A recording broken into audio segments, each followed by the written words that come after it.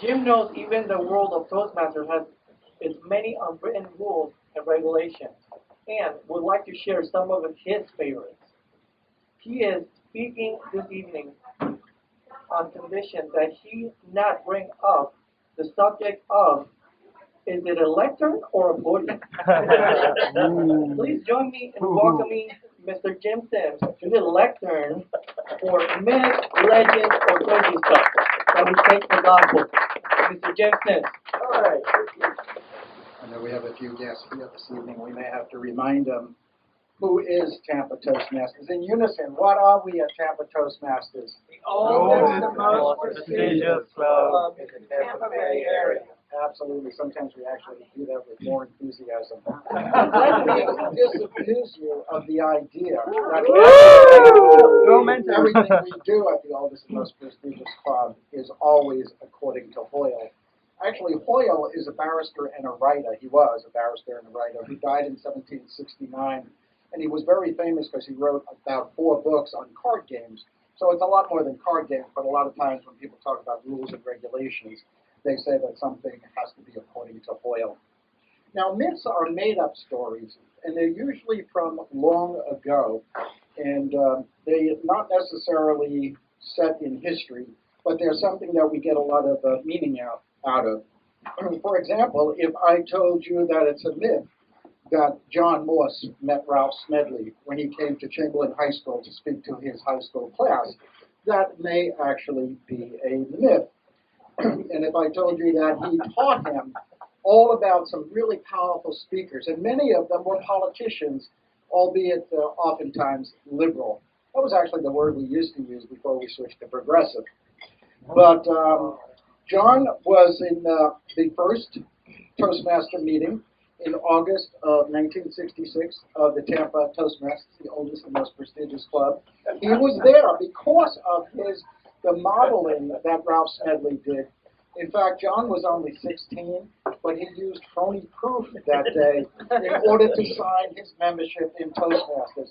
I'm told it's the same phony proof ID that he used to go to bars in South Tampa.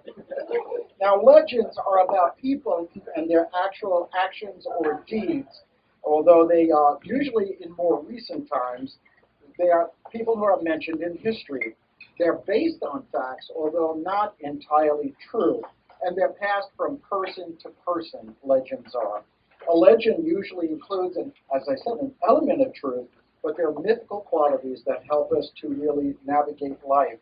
For example, Sanford Sable's speeches are, for the most part, legends.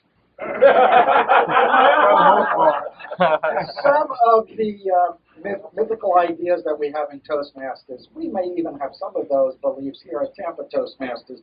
I'd like to share with you some of them so we can kind of eschew them from our navigation in Toastmasters, our journey. The top fear of Americans is public speaking. Who thinks that's right? Yeah. No, sorry, not. In a 2005 Gallup poll, a national sample of adolescents between the ages of 13 to 17 were asked what they feared the most.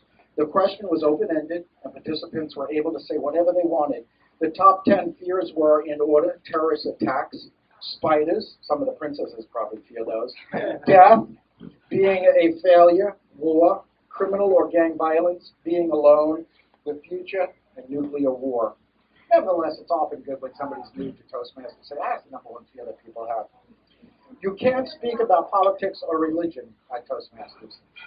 No, we had Kristen demonstrate this evening that you can.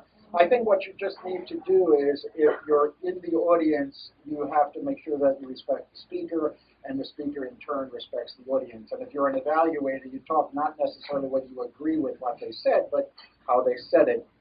It's required that you talk about yourself in your icebreaker. Anybody think that's required? Yeah, you could actually talk about how you drive a car, and it doesn't have to be about you. But I've actually heard of Toastmaster clubs where somebody says, well, I think you ought to do your icebreaker over. We didn't really get to know you. You didn't really talk about yourself. And actually, there is nothing in Toastmasters that says you can tell someone to do a speech over. And I have sometimes been in situations where I thought someone could have suggested that to me. That ought to be done on the side. It's up to the individual, but there's no pass-fail in Toastmasters. You can have a meeting with just speeches, no evaluations. What do you think? Nope. No, absolutely not. And in fact, the evaluations need to be oral. They can happen after the meeting, so if you have 5 speakers and you only have time to evaluate 4 of them right here, I can do that one-on-one evaluation and written with that speaker after the meeting. Here's some club operation myths. Voting in members is the only way you can vote them out. I don't know if I misbehaved. No, I'm sorry, that's not true. Section 2, this John Morse gave me this information. Section 2, Article 2 of the Toastmasters Club Constitution for clubs of Toastmasters says that you do not have to have voted them in order to vote them out. Now, here's a little bit of something about contests at Toastmasters. Your 6th speech can be your club speech in order to qualify for the International Speech Contest. Yeah, now I see some confusion on your faces. No, you must be at the contest speech. You must have completed 6 speeches before the contest, even at the area level. So I would suggest that you intend to be in the speech next week, and you're at 5. You better find a place to give that 6th speech before Monday. I would suggest Carolyn Toastmasters, which meets on Wednesday evenings. And you can't wear a generic Toastmasters pin in a contest.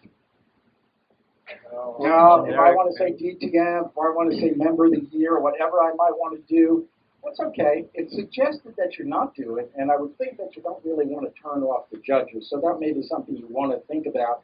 Now, here's one that I've often attempted to do, or been attempted to do. Move outside the speaking area. Do you think you can move outside the speaking area? How about like maybe dangling a foot? There is absolutely no reason for taking off somebody who moves outside the speaking area. However, if you think a judge believes in that myth and might mark you down, stay within the lines. So let me just conclude with my information about legends and myths, that I suggest myths and legends have a role in Toastmasters. I would say perhaps table topics is where they work best.